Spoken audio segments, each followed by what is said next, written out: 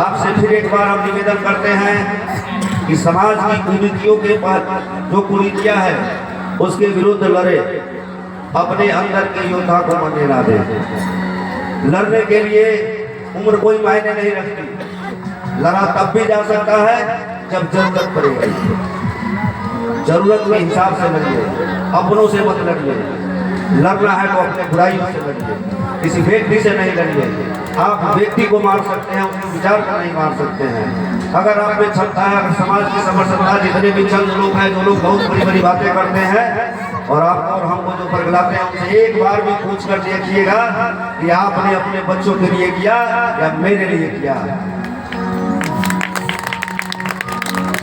और हम आप सभी के बच्चे हैं, आप सभी बुजुर्ग, गार्जियन, भाई जितने भी हैं, आप लोग का स्नेह प्यार हमारे ऊपर इसी तरह से आप लोग का रहे और इसी तरह से सहयोग करें।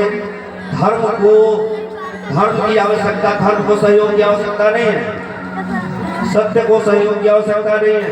सूर्य को कोई प्रकाश चलता है या उसकी आवश्यकता प्रमाणित करने की आवश्यकता नहीं है। जल में प्यास बुझती है, उसकी किसी की आवश्यकता नहीं है। सत्य प्रमाणित करने के लिए भी से प्यास बुझती है। बस हमें जोर लगाना है, हमें इस चीज के लिए जोर लगाना है कि हमारे समाज में कोई भी गलत चीज ना हो और उसके प्रति हम लोग अगर कोई भी गलत होता है तो जो हो, सिर्फ एक ही चीज होना चाहिए, सबके साथ एक न्याय होना चाहिए और एक प्रणाली होनी चाहिए। इसमें आप लोगों से प्रेम, सहयोग और सानिध्य मैं तो जरूर चाहूंगा।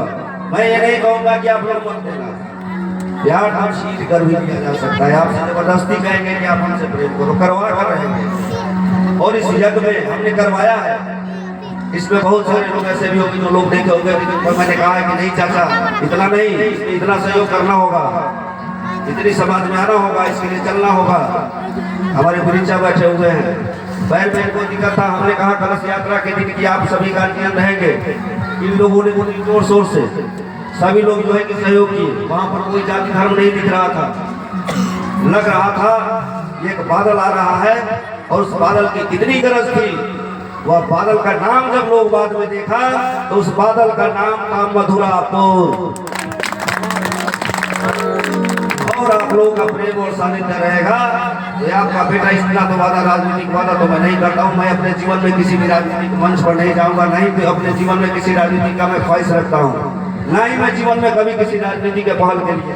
कुछ लोगों ने मुद्दा भी उठाया कि इन्होंने जग करवाया तो राजनीतिक मुद्दा के लिए करवाया है।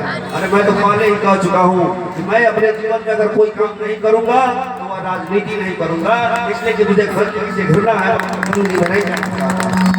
मैं आप लोग के सहयोग बिना राजनीति में करूंगा, हर समय करूंगा। आप लोग खोज कर देखना, या कहने की बात नहीं होती है, खोज कर देखना। आप लोग रात हो या दिन हो, आपका बेटा आपके पास होगा। और मुझे पूरे जीवन में किसी भी राजनीति की अभिलाषा नहीं है और ना ही मैं सिर्फ समाज के लिए जीऊंगा और सिर्फ समाज के लिए जीऊंगा। इससे आगे मुझे कोई चीज की जरूरत नहीं है।